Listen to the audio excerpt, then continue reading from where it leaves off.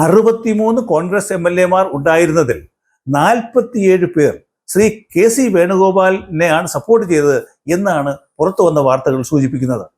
5 കൊല്ലം പ്രതിപക്ഷ നേതാവായിരിക്കുകയും UDFന്റെ വിജയത്തിലേക്ക് നയിച്ചു എന്ന് അവകാശപ്പെടുകയും ചെയ്യുന്ന ഒരു നേതാവ് എന്തുകൊണ്ട് സഹപ്രവർത്തകരുടെ വിശ്വാസം തേടിയെടുക്കാൻ കഴിയാതെ പോയി? പ്രസക്തമായ ചോദ്യമല്ലേ? സതീശന്റെ സത്യസന്ധതയിൽ അദ്ദേഹത്തിന്റെ സഹപ്രവർത്തകർ തന്നെ സംശയിക്കുന്നുണ്ടോ? കോൺഗ്രസ് പാർട്ടിയിലെ വെട്ടുകിളികളായ ഷാഫി പറമ്പിലും രാഹുൽ മാങ്കൂട്ടവും ചെയ്തു വയ്ക്കുന്ന ചെയ്തികൾക്ക് വളം വെച്ചു കൊടുക്കുന്നത് VD സതീശൻ തന്നെയാണ് എന്ന് കോൺഗ്രസിലെ ഒരു വിഭാഗം നേതാക്കൾ വിശ്വസിക്കുന്നു. കോൺഗ്രസിലെ മുതിർന്ന നേതാക്കൾക്ക് വരെ ഇവരെ പേടിയാണ്. ഇവർ നയിക്കുന്ന സൈബർ സെൽ ഉപയോഗിച്ച് ഒരാളുടെ ഭാവി തന്നെ നശിപ്പിച്ചു കളയാൻ ഇവർ വിചാരിച്ചാൽ നടക്കും.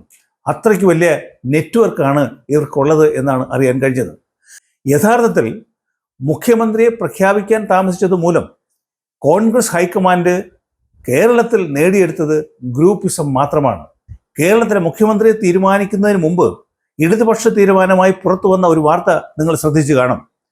മുൻ ധനകാര്യമന്ത്രിയായിരുന്ന ശ്രീ ബാലഗോപാലായിരിക്കും കേരളത്തിലെ പ്രതിപക്ഷ നേതാവ് എന്നായിരുന്നു പത്രമാധ്യമങ്ങൾ റിപ്പോർട്ട് ചെയ്തത്. പക്ഷേ ശ്രീ സതീശന്റെ പേര് പ്രഖ്യാപിച്ചതിന് ശേഷം ആണ് ശ്രീ പിണറായിയുടെ പേര് പ്രതിപക്ഷ നേതാവിൻ്റെ സ്ഥാനത്തേക്ക് നിർദ്ദേശിച്ചത്. ഇതിൽ ഒരു കള്ളക്കളി നടന്നിട്ടുണ്ടോ എന്നൊരു സംശയം. അതായത് ശ്രീ പിണറായി വിജയനുമായി ഒരു ഡീൽ ഉണ്ട് എന്നാണ് അറിയാൻ കഴിഞ്ഞത്. ബാക്ക് ചാനൽ വഴി പിണറായിയും SDP-യും തമ്മിൽ നല്ല ബന്ധം കാത്തു സൂക്ഷിക്കുന്നു എന്ന് വേണം കരുതാൻ. ഇതിന് ഉപോത്ഫലമായി 2 കാരണങ്ങളുണ്ട്. SDP-യുടെ ഓരോ ജില്ലാ ഘടകത്തിലും 2 കോടി രൂപ വെച്ച് CPM ഈ ഇലക്ഷന് കൊടുത്തിരുന്നു എന്നാണ് SDP-യുടെ സംസ്ഥാന വൈസ് പ്രസിഡന്റ് വെളിപ്പെടുത്തൽ കഴിഞ്ഞ ദിവസം വന്നിരുന്നത്. കൂടാതെ LDFന്റെ ഘടകകക്ഷിയായ ഓൾ ഇന്ത്യ മുസ്ലിം ലീഗ് പറഞ്ഞത് CPMന്റെ നിർദ്ദേശപ്രകാരമാണ് മഞ്ചേശ്വരത്തെ വോട്ട് മറിച്ച് ശ്രീ K സുരേന്ദ്രനെ തോൽപ്പിച്ചത് എന്നാണ്. കേന്ദ്ര കോൺഗ്രസ് നേതൃത്വത്തിന്റെ സപ്പോർട്ട് ശ്രീ സതീശന് നഷ്ടപ്പെടുന്ന സാഹചര്യത്തിൽ ലീഗ് കൂടാതെ SDPI എന്ന ഒരു അഡീഷണൽ സപ്പോർട്ട് കൂടി സതീശനോടൊപ്പം ഉണ്ടാകും. CPMന്റെ ഒരു പ്രധാന വരുമാന സ്രോതസ് ഊരാളുങ്കൽ സൊസൈറ്റിയാണ്.